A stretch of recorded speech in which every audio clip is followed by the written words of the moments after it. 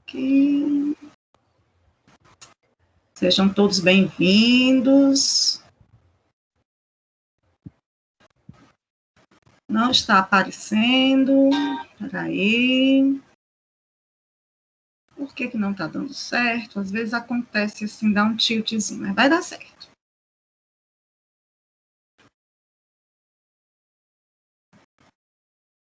Pronto, agora vai. Sugestão de uma aluna de uma outra turma, essa música. Espero que vocês gostem.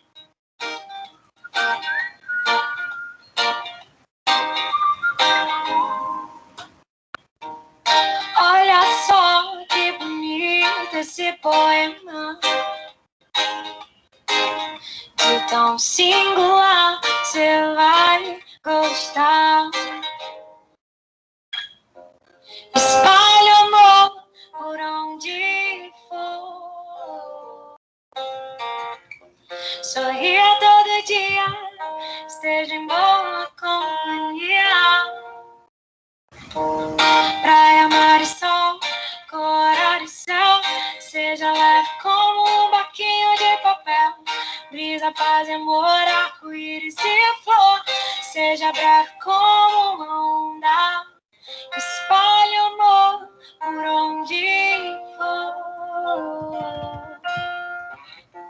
sorria todo dia, esteja em boa companhia. Praia, mar e sol, corar e céu, seja leve como um barquinho de papel. Brisa, paz e amor, arco-íris e cor, seja breve como uma onda.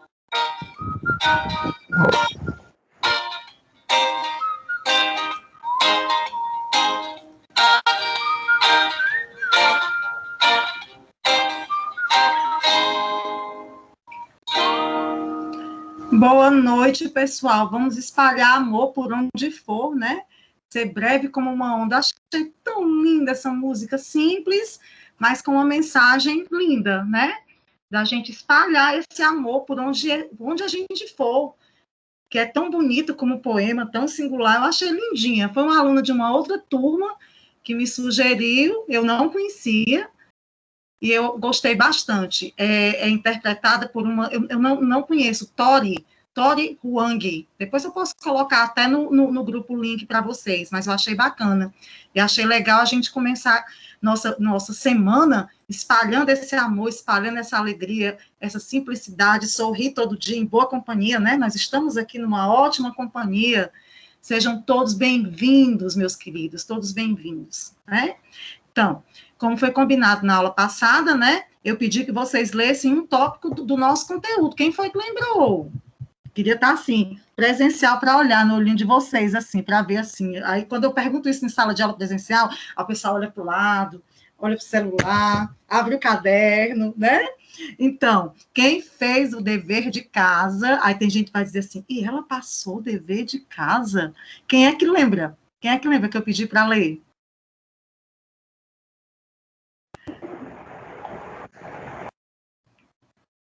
Alguém abriu o microfone, vamos esperar que fale.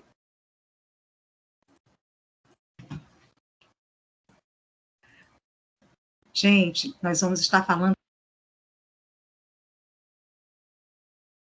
Ficou mudo.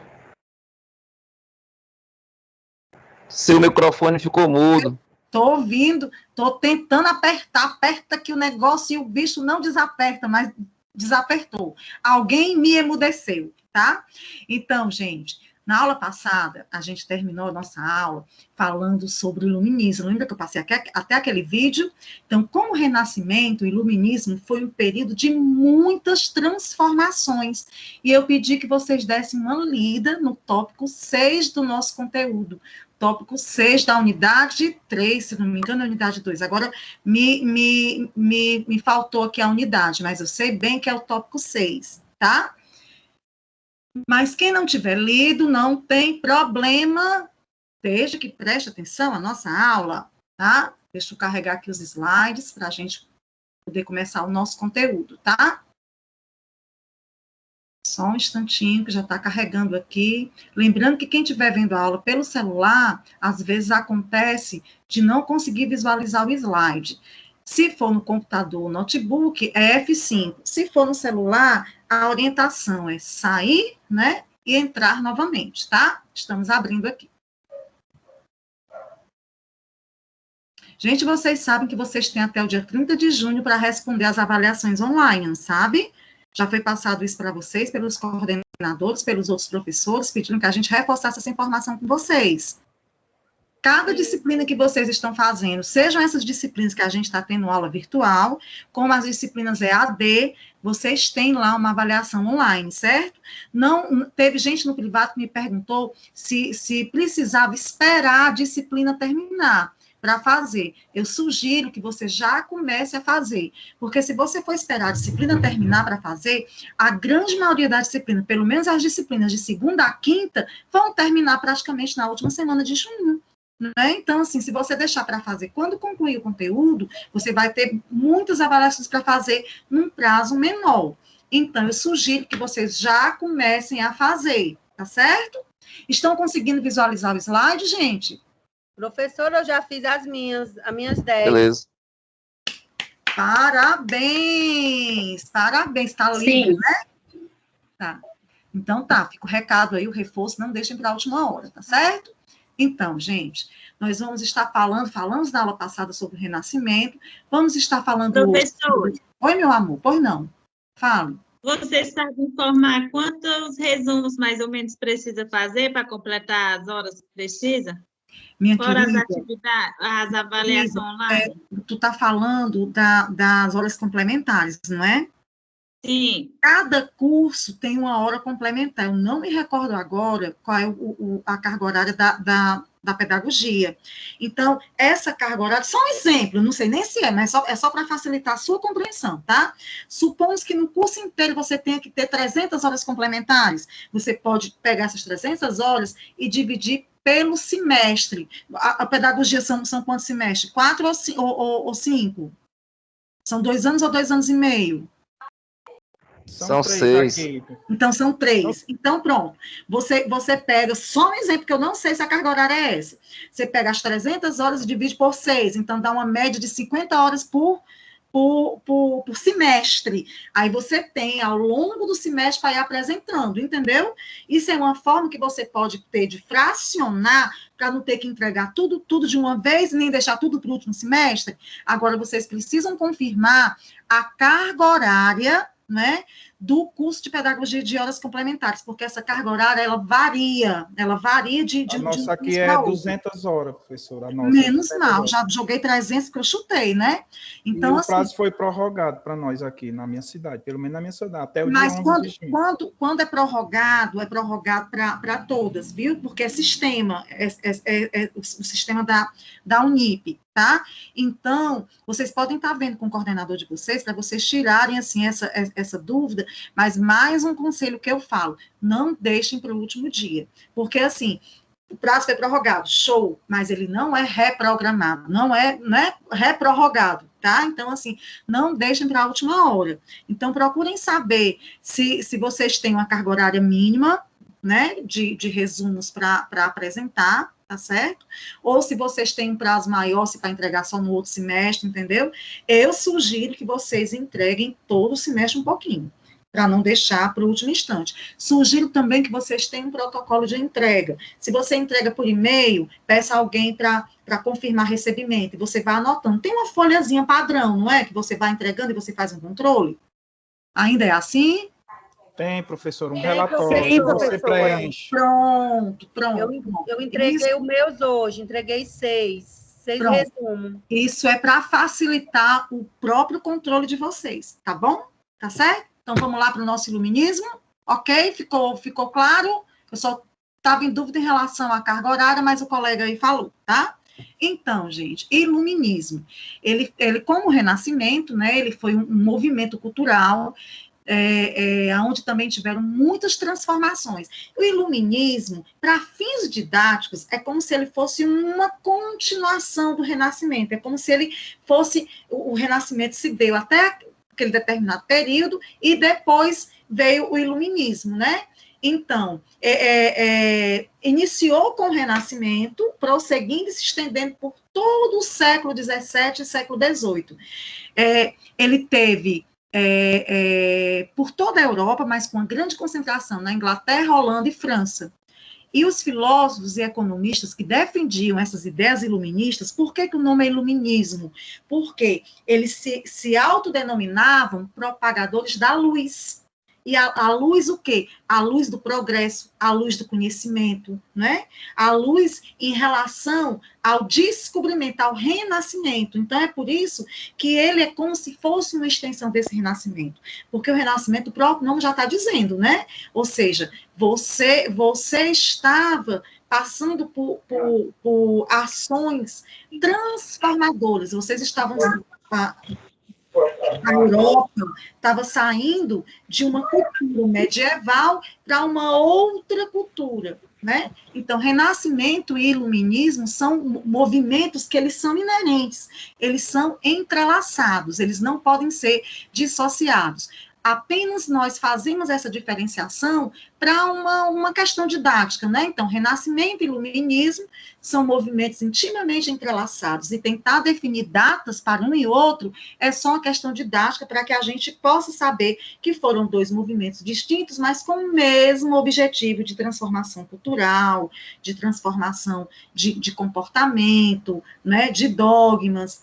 Então, é chamado de iluminismo esse movimento cultural, né, que aconteceu por toda a Europa, com grande concentração na Inglaterra, Holanda e França. E hoje nós conhecemos, a gente pelo menos já ouviu falar de algum desses filósofos que na época tiveram uma grande repercussão. Por quê? Porque eles foram considerados os propagadores da luz, eles eram os precursores, eles eram aqueles que defendiam, né, que essas ideias fossem propagadas. Então, filósofos, economistas que defendiam essas ideias, né, eram tidos como propagadores da luz e do conhecimento. Então, a gente tem René Descartes, escreve Descartes, muita gente lê como está escrito Descartes, mas, na verdade, é René Descartes, tá? Então, ele é um filósofo muito conhecido por essa frase mundialmente famosa, penso, logo existo. Francis Bacon, também conhecido por uma frase de saber é poder. Isaac Newton, que é aquele cara da maçã, né? Que está sentado e a maçã cai, tá? John Locke, Voltaire, Montesquieu, Rousseau, Denis Diderot e Jean d'Alembert. E olha que eu não fiz francês, viu, gente? Olha aí como a minha pronúncia está boa, tá? Então, são nomes conhecidos na Europa que teve a sua representatividade na época através dessas pessoas que difundiram as ideias do iluminismo, né?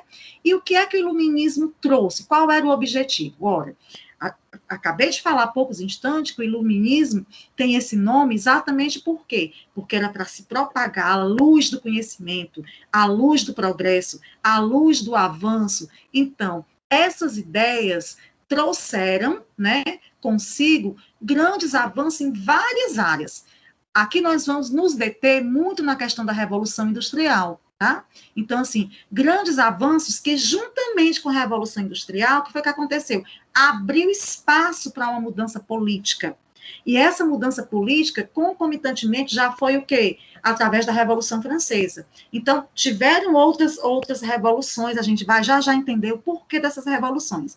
Tiveram outras revoluções na Europa, na América, mas nós vamos nos deter nessas que foram essenciais para as transformações, né, seguintes. Então, o precursor desse movimento, como eu falei agora há pouco, foi o matemático e filósofo francês, René Descartes, considerado o pai do racionalismo. O Discurso do Método, que é uma obra dele, foi o manifesto desse movimento racionalista, que se iniciava com ele, registrando o que percebera antes de todos os outros. Vale ressaltar o que é esse movimento racionalista. Veja bem, nós estávamos saindo, né, de uma cultura feudal, né, de uma cultura da Idade Média, medieval, aonde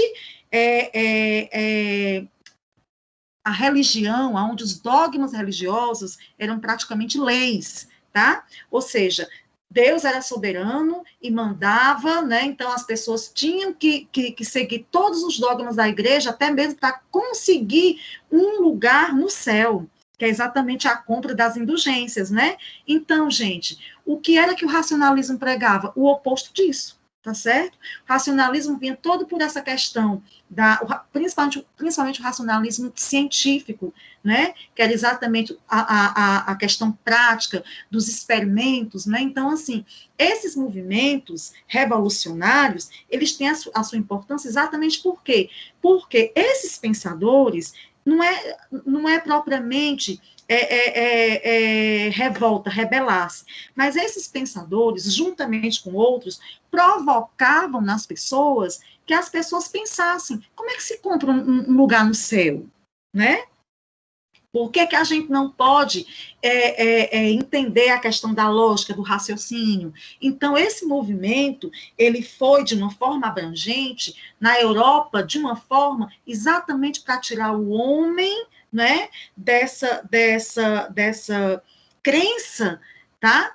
De que Deus é que mandava em tudo. Veja bem, eu estou, assim, generalizando, contextualizando o pensamento da época, tá certo? E isso era uma coisa que a igreja queria que acontecesse. Por quê? Porque a igreja era detentora desse poder, consequentemente dos nobres, tá? Então, não se queria muito que as pessoas tivessem esse senso crítico, e por muito tempo isso ficou dessa forma. Então, essas modificações vieram exatamente trazendo as questões da astronomia, da matemática, né? A Terra era redonda, não era mais plana, trazendo essas coisas que antes ninguém considerava, e as pessoas foram trazendo essas inovações e provando, tá? Então, isso veio exatamente o quê? Fazer com que esse pensamento tradicional, né, oriundo da escolástica medieval, fosse sendo substituído por esse racionalismo moderno, tá? A partir dessas descobertas. Então, assim, ó, o filósofo René Descartes, de certo modo, queria resgatar para esse racionalismo moderno a tradição dos grandes geômetras, os matemáticos, né, antigos da Grécia clássica, né? Ele cita aí como Euclides e Zenão, trazendo o rigor e a exigência deles para reforçar as capacitações da mente humana, a questão da lógica, que era entravado pela superstição e pela sedução da fé. Era como se o homem não tivesse inteligência, era como se ele tivesse que seguir apenas o que a igreja determinava, tá? Então, a partir do Renascimento e do Iluminismo, a gente vai percebendo o quê? Uma transformação na sociedade. A sociedade ela foi se desenvolvendo de tal forma que entre os séculos 17 e 18, a razão, né, ela foi tomando lugar, né, enquanto ciência, exatamente para se consolidar. Ou seja, o racionalismo e a racionalização do mundo, da vida, do trabalho, que começou lá no Renascimento, teve o seu boom, o seu auge no século XIX, sendo coroado o quê? Pela ciência e pelo cientificismo. Tal ideia significa o quê? Que tudo pode ser racionalizado, que tudo pode ser equacionado e, portanto, conhecido de maneira precisa e científica, com o uso da razão e não mais da religião. Agora, vocês imaginam toda essa mudança de crença, de valor, de cultura. Por isso que teve muita rebelião, né? Então, assim, toda confiança é depositada na ciência e na utilização adequada dos métodos de investigação científica, que eram capazes de desvendar as leis do mundo natural, do mundo físico, do mundo biológico, social. Aquela mentalidade que no Renascimento estava começando a se tornar laica, lembra do que é o laico? É exatamente se desvincular das questões divinas e sagradas, né? Ou seja, definitivamente se desvincula das questões sagradas para se definir como científica, tá? Aí a gente tem o quê? Tem as principais características do iluminismo, que vem a ser o quê? Valorização da razão, que é exatamente toda essa contextualização que eu fiz, valorização do questionamento, a questão da criticidade, do senso crítico, ou seja, o homem já não aceitava só os dogmas que a igreja e a nobreza, no caso, os reis, né, queriam, investigação e experiência como forma de conhecimento, a questão da prática, do pragmatismo, crença nos direitos que todos os indivíduos possuem em relação à vida, à liberdade e à posse de bens materiais, defesa da liberdade política e econômica e da igualdade de todos perante a lei, crítica ao absolutismo e aos privilégios da nobreza e do clero. A Igreja Católica, embora não se excluísse a crença em Deus, é importante ressaltar isso aqui. Por quê? Porque quando eu falo que eu sou contrário aos dogmas que a Igreja impunha na época, eu não estou dizendo que Deus não existe, tá certo? É importante deixar isso claro para não a gente acreditar no que a Igreja queria que as pessoas acreditassem. Em que sentido? De que quem não cumprisse as regras da Igreja era um herege e era excomungado. Tem umas mãozinhas levantadas aqui. Querem perguntar? Jamila, deixa eu ver outra mão que está levantada aqui. Levantaram para falar ou sem querer? Jamila Israel. Professora, estão me removendo da aula. Gente, isso é muito chato. A gente já falou até isso na aula passada, né? Me removeram também. É muito chato isso daí, gente. Eu já passei, inclusive, para a coordenação, vou falar novamente. Porque, assim, ou eu me preocupo em dar aula, ou me preocupo com esses detalhes. Acabaram de me tirar da aula também, novamente agora, ó. Por que acontece isso, gente? Olha, eu queria... Vamos combinar o seguinte... Eu queria que vocês conversassem com os coordenadores de vocês, que eu também vou falar no grupo. Eu estou num grupo onde estão todos os coordenadores, tá certo? E eu vou dizer que não é a primeira vez que isso acontece. Agora, eu preciso que vocês reforcem isso também. É muito chato e desagradável. A gente quer dar uma aula, vocês querem assistir, não é? Muito chato isso. Então, vamos lá, gente. Ó, já perdi minha linha de raciocínio. Deixa eu só voltar aqui para onde é que eu estava. Aí tem gente que diz, professora, a senhora está aí sentada olhando para a gente, né? Mas é porque o raciocínio está aqui, né? A gente vai, pufo, tá? Então, vamos lá.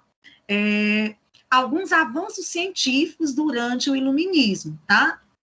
Então, foi aquilo que eu falei, né? Tinha a contribuição de antes a gente acreditava que a Terra era plana, e depois descobriu que a Terra era redonda. Então, assim, eram coisas que as pessoas acreditavam porque ninguém dizia que era o contrário, ninguém provava que era o contrário, né? Então, o iluminismo, ele trouxe exatamente esses avanços científicos em várias áreas da astronomia, não é? Da biologia, da eletricidade. Então, quais são os principais avanços? Descrição da órbita dos planetas e do relevo da Lua, descoberta da existência da pressão atmosférica, invenção do primeiro microscópio, descoberta dos protozoários e das bactérias, identificação dos vasos capilares e do trajeto da circulação sanguínea, descoberta do princípio das vacinas, invenção da eletricidade, invenção da primeira máquina de calcular. Vocês imaginam tudo isso acontecendo e o homem generalizando, percebendo que ele era capaz, que ele era inteligente, que ele era criativo, não é? Tá? Então, assim, isso foi, assim, uma mudança que favoreceu o mundo, né? Então, assim, vocês imaginam, os outros inventores, os outros pensadores, as pessoas que tinham suas teorias, começaram a crer no próprio potencial para que essas ideias fossem difundidas, fossem propagadas, né?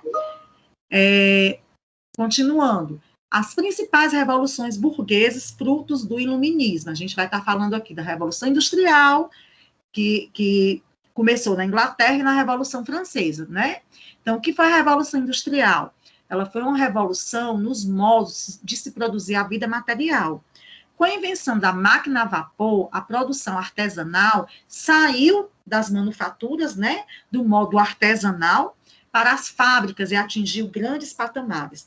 A Revolução Francesa, por sua vez, foi a tomada do poder pela burguesia, com a participação dos camponeses e artesãos, aonde teve a superação das instituições feudais, ou seja, os donos da terra não eram mais os poderosos, tá? A gente vai falar com um pouco mais de propriedade agora sobre a Revolução Industrial. Deixa eu ver aqui, porque o chat está só piscando aqui. Deixa eu ver o que é que vocês estão colocando aqui no chat. Tem outras mãozinhas levantadas aqui, tá? Deixa eu ver aqui. Espera aí. Deixa eu ver o que é que aparece aqui. Tem Jô com a mãozinha levantada. Também foi removida, Jô. Tem Israel com a mão levantada. Ó, o próprio aplicativo teve que atualizar o meu para que isso não aconteça novamente. Quinta não consegui, ficava toda hora saindo. Boa noite, Eliane. Ok, gente. Ó, a Edjane está dando uma dica de que pode atualizar o aplicativo, não é isso, Edjane? Para que não fique acontecendo isso de ser removido. Pronto, ela está dizendo que atualizou e agora está melhor, né? Então, vamos lá, gente. Vamos falar agora da Revolução Industrial. Teve o seu início, o seu ápice na Inglaterra e causou uma intensa modificação na forma de se produzir a vida material. Então, gente, a Revolução Industrial tem esse nome por quê? Porque realmente foi uma revolução de hábitos, de costumes, as pessoas saindo do campo, das fazendas, do meio rural, para ir para as cidades, entendeu? Então, se antes a confecção de objetos era realizada nas manufaturas, né, de forma artesanal, com a criação das máquinas, a fabricação atingiu outro nível.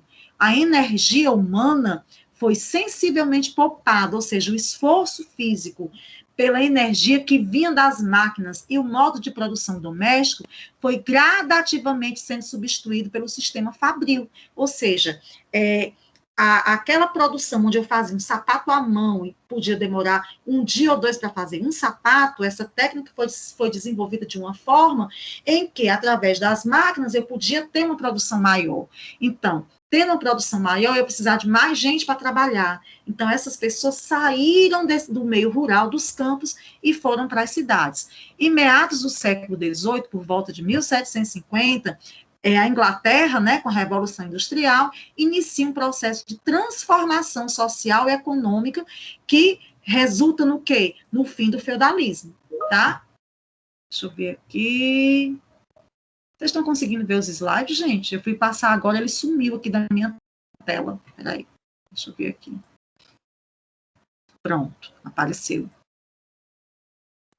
Pronto. Então, o legado da Revolução Industrial. Então, assim, para fins didáticos, a Revolução Industrial, ela se divide em 3 períodos. Gente, tudo isso tem na apostila de vocês, tá certo?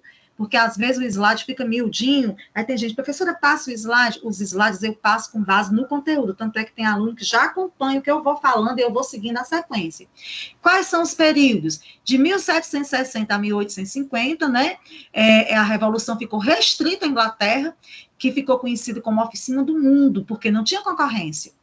É por isso que fala que esse movimento da Revolução Industrial começou inicialmente na Inglaterra, porque por muito tempo ficou concentrado somente lá. A produção predominante eram bens de consumo, como produtos têxteis, né, roupa, né, por exemplo, tem o início do uso da energia a vapor. O segundo período, de 1850 a 1900, foi a Revolução se amplia para o mundo, né? O mundo todo se industrializa. Vocês percebem que o primeiro período, gente, foi quase um século, de 1760 para 1850, são 90 anos, né? Então, em 90 anos, a Inglaterra deteve, né, a hegemonia dessa revolução, e, consequentemente, depois foi se expandindo. Então, de 1850 a 1900, né, a gente tem o quê? Tem 50 anos, né? Essa revolução, ela se ampliou para o mundo todo. A produção não é apenas de bem de consumo, mas de bem de produção, como as próprias máquinas. Cresce o número de ferrovias, tem a invenção da locomotiva, do barco a vapor, o uso de diferentes fontes de energias, como hidrelétricas e derivados do petróleo. Aí vem a terceira onda, que vai de 1900 até os dias atuais. Por quê? Surgiu os conglomerados industriais, das multis e transnacionais. A produção se automatiza, e hoje a gente está no nível de automatização, que são os robôs que estão fazendo muitas coisas, né? Surge a produção em série, expansão dos meios de comunicação, expansão da sociedade de consumo, expansão da indústria química e eletrônica, da engenharia genética e da robótica. Então, a gente pode perceber que depois que a Revolução Industrial começou, né, não parou mais. Foi tendo progresso atrás do outro, né? Alguém tinha acabado de assumir o controle da apresentação. Gente, ainda bem que eu posso tomar de volta, né? Vamos lá, continuando. A Revolução... Professora, Oi? eu gostaria só de dar uma palavrinha, só de fazer uma conexão aí. Faça, eu adoro essas conexões. Vamos lá. Pronto, essa questão da revolução, gostaria só de fazer aqui um feedback, né? Quando a gente fala de revolução, a gente fala de mudança em estruturas sociais, né? Então, toda revolução inglesa, revolução industrial, revolução francesa, né? Quais são as estruturas que ela muda? Ela muda a religião, ela muda a economia, ela muda a sociedade e ela muda a cultura e a política, né? Então, consequentemente, a educação, que é onde a gente vai chegar. Mas vai lá. Porque a educação está dentro da cultura. Então, o que acontece? Quando a gente fala, por exemplo, da Revolução Industrial, aí o que aconteceu? Antes, o que é que tinha antes da Revolução Industrial, em termos de religião? Nós tínhamos uma religião dominada pela Igreja Católica, que agora não é mais. Agora vai ser outras religiões, né? Tem a reforma protestante, né? Aí nós vamos ter em termos de política. Antes a política ela era descentralizada, agora ela vai ser centralizada no único governo, né? Vai ser agora uma monarquia absolutista. Antes da Revolução Industrial, que é um período de transição, né? Depois repassa a presidencialismo, né? Mas vai ser concentrada Aí, quando a gente fala da cultura, agora a cultura ela não está mais só no domínio de um segmento social, né? E a sociedade, quando a gente fala de sociedade, também mudou, né? A sociedade agora deixa de ser rural para ser urbana. Então, essa questão da revolução, ela mexe com as estruturas sociais. Queria só salientar isso aí para poder somar mais aqui o nosso aprendizado. E outra coisa muito pertinente à sua observação, porque eu não quis me antecipar, porque a gente vai chegar lá e a gente vai ver a linha do raciocínio. A Revolução Industrial trouxe muitas mudanças positivas. Por quê? Porque trouxe essas pessoas da cidade e acabou provocando o quê? Que essas pessoas tiveram que ter mais conhecimento, tá certo? Mas a partir disso foi um ponto positivo, um aspecto positivo. Mas a partir do momento em que isso aconteceu, né, a Revolução Industrial também trouxe a exploração, trouxe o capitalismo. E muitas pessoas, no caso os operários, a partir do momento em que passaram a ter a consciência do seu valor enquanto homem, enquanto indivíduo, enquanto pessoa, né, começaram a pensar, não basta, eu estou sendo explorada, as condições de trabalho são subhumanas. E isso foi uma das coisas que provocou a Revolução Francesa, que subsidiou as outras revoluções que estabeleceu os direitos humanos, entendeu? Que é exatamente isso que a gente vai estar falando, e você está certíssimo no seu raciocínio. Toda e qualquer revolução, ela traz transformações em todas as esferas, política, social, econômica, tá? De comportamento, né? Muito pertinente a sua observação. Então, continuando, a Revolução Industrial e Revolução Inglesa é a mesma coisa, tá certo, gente? Porque por 90 anos, a Inglaterra foi a detentora, né, dessa Revolução Industrial. Então, quando a gente fala Revolução Inglesa, a gente está se referindo à Revolução Industrial, tá? Então, ela propiciou um avanço das relações econômicas capitalistas e, consequentemente, o mundo assistiu à ascensão da burguesia, o que possibilitou o quê? O surgimento das chamadas revoluções burguesas. Por quê? Porque antes, vocês lembram que tinha aquele sistema, tipo sistema de casta, os camponeses, os servos, né? Era o clero, tá? E muita gente, para sair da pobreza, ia para a igreja, e os nobres, tá? Então, o que são os burgueses? Foi uma outra classe que surgiu a partir dessa produção. Por quê? Porque foi exatamente o quê? A disseminação do comércio, tá certo? Do comércio, das fábricas. Então, foi surgindo uma nova classe social. Então, obviamente, a Revolução Industrial não aconteceu de repente nem por acaso. Ela foi sendo lentamente gestada desde a Idade Média, né? Alcançando o seu apogeu, ou seja, o seu auge na Inglaterra do século XVIII, uma vez que a Inglaterra apresentava condições especiais para esse florescimento, para essa revolução, para esse crescimento. Porque pode perguntar, por que a Inglaterra? Porque a Inglaterra tinha as condições para isso. As invenções que se iniciaram, né, era o processo de mecanização de produção que ocorreu na área têxtil. As indústrias desse setor localizavam-se em Lancaster, que eram bem próximas ao porto de Liverpool, cuja localização era privilegiada, pois fazia ligação com o comércio colonial, que recebia o algodão que via daqui do Brasil, das Antilhas, das colônias inglesas da América, né? Então, assim, a Inglaterra, ela era um ponto crucial de localização, de evolução, né? Mas como o progresso chega e chega para todo mundo, chegou para os outros locais também. Então, a Inglaterra, ela foi esse celeiro de invenção de máquina. Os mais diversos equipamentos de fiar foram sendo criados e aperfeiçoados. O tear mecânico foi inventado por Edmund alguma coisa, em 1785. Essa invenção propiciou o quê? Um esplêndido aumento na produção de tecido. Outra invenção importante no setor têxtil foi a máquina de descaroçar algodão. Vale ressaltar que as descobertas desse período inicial da Revolução Industrial não estavam atreladas ao conhecimento científico, nem à pesquisa científica, ou seja, não eram frutos de uma educação formal e institucionalizada, ou seja, não tinha escola profissionalizante para isso, como o Senai, né? Como o Senac, tá? Nem tinha universidade, mas isso era fruto o quê? Da experiência cotidiana que essas pessoas tinham com o trabalho.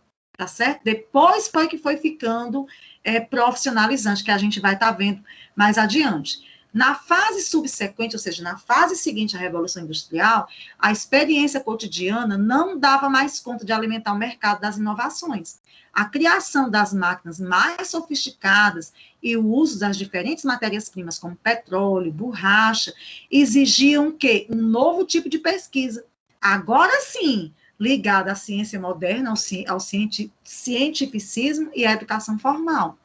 Já no final do século XIX, a revolução tecnológica, que possibilitou a Revolução Industrial, ganhou novas dimensões e propiciou grandes transformações, como a construção dos motores elétricos, com os cabos que possibilitavam a transmissão de energia para as longas distâncias, com a criação das lâmpadas, do telégrafo sem fio, bem como o aperfeiçoamento do telefone. Todas essas criações foram frutos já o quê? Da interação da ciência e tecnologia. Ou seja, aqui já tinha a presença da educação formal institucionalizada e direcionada para esse fim, tá? Isso o quê? Como o fruto, né, da necessidade da época. Você precisava desse conhecimento e as pessoas começaram a se especializar nisso. Então, a mecanização da indústria inglesa e os avanços técnicos ocorridos na Inglaterra possibilitaram também o quê? O desenvolvimento das indústrias de mineração, que aqui a gente foca muito na questão têxtil, né? Mas teve desenvolvimento na indústria de mineração, metalurgia, tecelagem, transporte.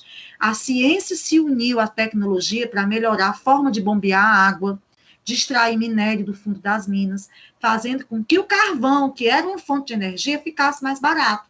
Dessa forma, todos os tipos de fábricas e indústrias se beneficiaram, tais como as fábricas de fiação, de tecido, cerveja, papel, moinhos de grão, né? Vocês podem perceber que foi uma mudança em todos os segmentos. Aí nós vamos chegar, né, aonde eu falei agora há pouco. Tá, todas essas mudanças foram muito significativas para a sociedade, como o colega bem ponderou, né?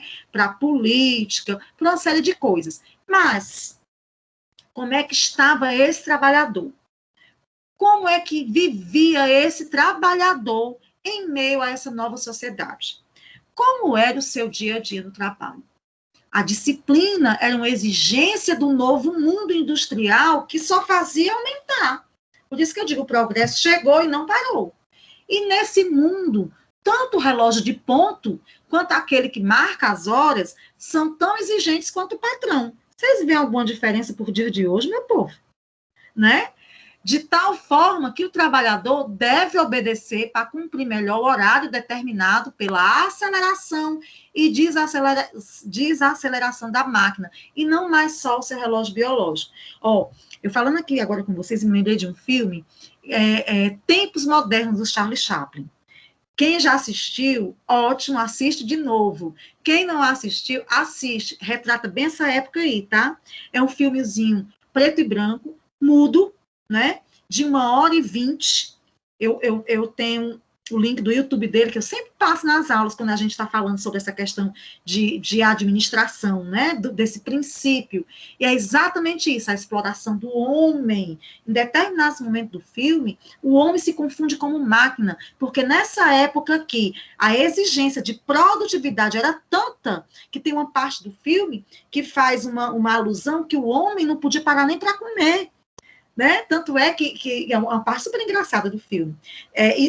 Tem um inventor que inventa uma máquina de alimentar o homem na linha de produção, para ele não parar de produzir. Né? Ou seja, é como se o homem se confundisse com a própria máquina, tá? Porque nessa época era uma exigência a produtividade. Tá certo? Por isso que as condições de trabalho eram desumanas, né? Trabalho infantil, criança começava a trabalhar com 6 anos de idade, gente. Mulheres e idosos, pela questão da sobrevivência. Então, se antes o homem pobre era pelo menos dono do seu tempo, lá na comunidade rural, né? Fazia um sapato por dia, agora nem o tempo mais pertencia a ele. Por quê? Porque tempo é dinheiro. Né? Ou seja, ele tinha que trabalhar muitas horas para poder produzir mais, né? Então, o que é que a gente pode perceber? A gente percebe que os primórdios da Revolução Industrial, com todo esse potencial de renovação, de transformação tecnológica, também foi de muito sofrimento. Para quem? Para a população pobre e desvalida.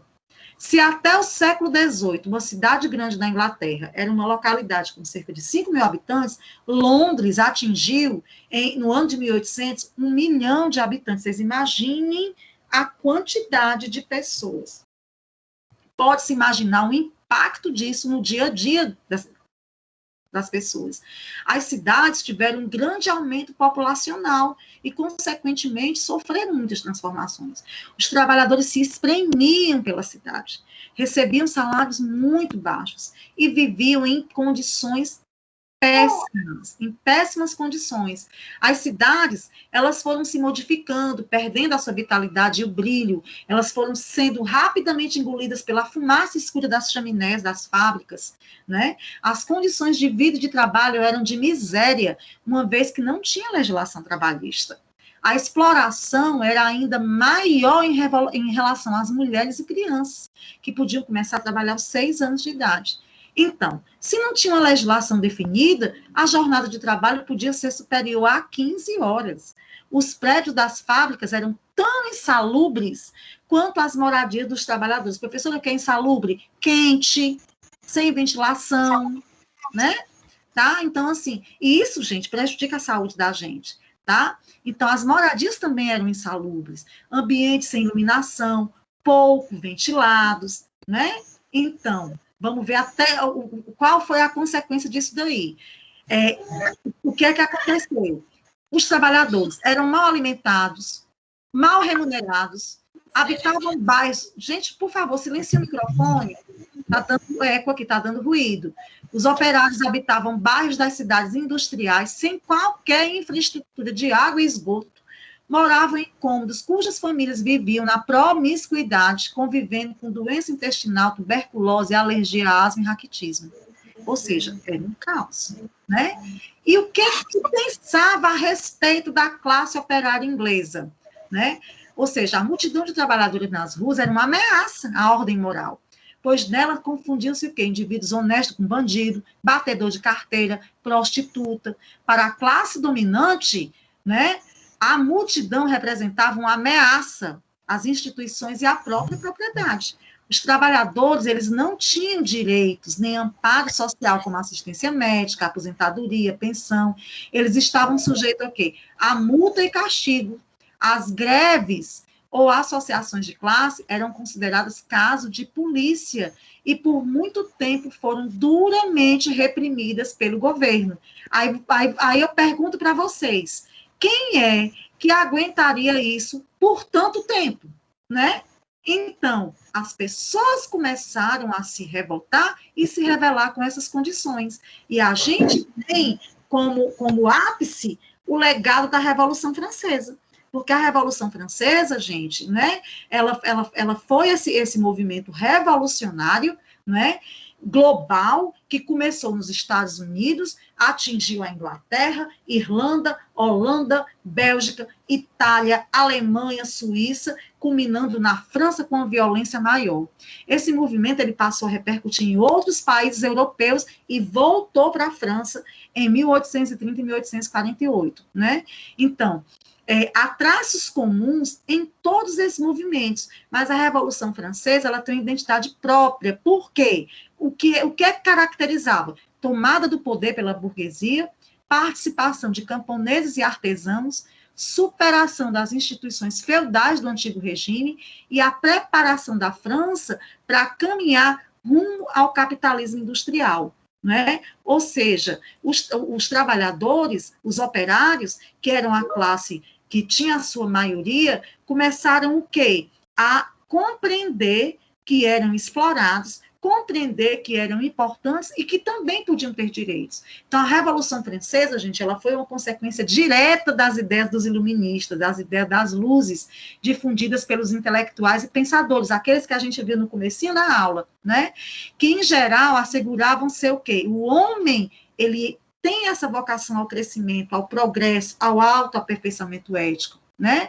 Ou seja, o homem é dotado de senso crítico, de inteligência. Então, percebeu-se que a ordem social não é divina, e sim construída pelos próprios homens. Portanto, sujeita às modificações e alterações substanciais. Era possível, segundo a maioria dos iluministas, por meio de um conjunto dessas reformas sociopolíticas, melhorar a situação jurídica e material de todos. Sendo assim, não se podia mais aceitar que a realeza francesa, especialmente a figura do rei Luís XVI e seus parentes, vivessem em castelos luxuosos, que não pagassem os seus impostos, que continuassem a promover banquetes à custa do dinheiro público. Ou seja, as pessoas começaram a perceber essa exploração, né? Então, dessa forma, tornou-se inadmissível aceitar um governo absolutista, né? Que desconsiderava o povo e suas necessidades, que vivia no luxo e na inércia, que era opressor e desperdiçava dinheiro com imensas futilidades, enquanto muitos passavam fome. Não havia mais como explicar que este era um desejo divino e que esta ordem social derivava diretamente da vontade de Deus. Neste quadro, composto por ostentação e gasto excessivo da nobreza, essa ostentação, né? Enquanto a nobreza ostentava, o povo passava fome, né? Então, fome e privação de toda a ordem do povo, a burguesia, que não era nobre nem pobre, experimentou um imenso crescimento, pois a França passava por um grande período de desenvolvimento econômico, né? Então, qual é o legado da Revolução Francesa? Tá? Surgiram as primeiras indústrias, o progresso continuou. Surgiram as primeiras indústrias de ferro, carvão, e o comércio internacional quadruplicou seu volume. Mas, como o país ainda era absolutista, a França era governada por um rei, por poderes soberanos, ou seja, que controlava a economia, a justiça, a política e até mesmo a religião era controlada, né, dos súditos. Era ele que controlava isso. Havia falta de democracia, pois os trabalhadores não podiam votar, nem mesmo dar opiniões na forma de governo. A vida dos trabalhadores e camponeses era de extrema miséria e, portanto, havia um desejo de melhorias na qualidade de vida e de trabalho. A burguesia, mesmo tendo uma condição social melhor, ansiava por uma participação política maior e mais liberdade econômica em seu trabalho, né? Só para a gente concluir aqui. O descontentamento era tanto, gente, o descontentamento generalizado era generalizado entre a burguesia, ou seja, não era só o povo, né? Era os trabalhadores, desempregados, camponeses. A insatisfação era ainda maior, né? para os burgueses, por quê? Porque mesmo sendo mais numeroso, instruído e rico, eles também eram impossibilitados de conseguir essa ascensão social e participação política, porque o governo era absolutista, sendo que até poucas conquistas que eles tinham foram revogadas. As tentativas de reformas operadas pelo rei, né, rei Luís XVI, fracassaram por irem contra os interesses do alto clero e da nobreza, intensificando o quê? A revolta burguesa. Ficou claro, então, que enquanto a aristocracia mantivesse seus poderes por meio de parlamento e dos cargos administrativos, nenhuma decisão que contrariasse seus interesses podia ser tomada. Cresceram cada vez mais, as críticas aos fundamentos do antigo regime. Ou seja, não era só mais o povo que estava revoltado, os burgueses também. Revoltado com quem? Com a forma de governo absoluta da monarquia soberana, né? Então, contra a sociedade de ordens e de privilégios do antigo regime, os iluministas sugeriram que um governo da monarquia ou república, mas constitucional e parlamentar. A burguesia convocou, então, os trabalhadores para uma aliança sem trégua contra a nobreza, com a finalidade de implantar um novo regime político, a república, ou seja, já estava duas classes contra o absolutismo. Os trabalhadores e desempregados aderiram em massa a este levante, que foi vitorioso. Os burgueses aliaram-se ao povo, aos trabalhadores, desempregados ou não, e aos camponeses. Então, aí, gente, deu início da moderna sociedade burguesa, né? Que não melhorou as condições de vida dos mais pobres, né? Por isso que o lema da Revolução é conhecido até hoje. Liberté, égalité e fraternité, que é liberdade, igualdade e fraternidade, que se universalizou, tornando-se, no transcorrer do século seguinte, uma bandeira de toda a humanidade, que teve, desde o início, um gosto de sonho não realizado, né? Fala-me Deus, me empolguei aqui, ó. Deixa eu ver aqui, vamos terminar, que já está terminando aqui a aula, né? A gente para aqui no slide 28, a gente retoma na aula que vem, continuando o legado da Revolução Francesa, né? Tá? Aí a gente vai passar pelo nosso objetivo fim, que é a questão da educação, né? Só passar aqui que é o que a gente vai ver, ó, educação na sociedade iluminista, as contribuições dos pensadores da época, o que trouxe de avanço para a gente no século XX, né? Tá? As propostas, e eu vim para o último slide, que era o que eu queria para a gente finalizar a nossa aula. Eu comecei com aquela musiquinha do Espalho Amor, né? Que eu achei lindinha, né? E trouxe aqui para vocês a mensagem aqui final da nossa aula de hoje, ainda no clima da música inicial, né? Então, assim, vamos espalhar o amor, ser empático. Quer ser empático? Vamos nos colocar no lugar das pessoas, né? Para melhor compreendê-las. Vamos ser gentil. Vamos abraçar as pessoas, mesmo que seja de forma virtual, porque agora a gente não está podendo abraçar, né? Por quê, gente? Já tem muita maldade no mundo. Então, se a gente não, meu Deus do céu, assumir o controle mesmo. Eu queria que vocês falassem com as coordenações de vocês sobre isso também, viu, gente? Então, assim, só para... Ainda bem que eu tinha lido a mensagem final. Já tem muita maldade no mundo. Então, se a gente puder ser amor, espalhar esse amor, vamos sempre estar fazendo isso, né? Então, na aula que vem, a gente retoma, termina a Revolução Francesa e começa para falar sobre a questão da educação e os avanços no século XX, e a gente conclui o tópico 6. Tá? Então, eu vou pedir que vocês concluam, né? Quem ainda não leu, pode começar a ler. Essa leitura também serve para que vocês vão adquirindo conhecimento, para que na avaliação, né, você não se sinta tão inseguro, tá? Porque a gente já está na nossa reta final de aula. Tá certo, gente? Estou parando aqui, encerrando aqui a gravação. Desejo a vocês uma ótima semana, tá certo?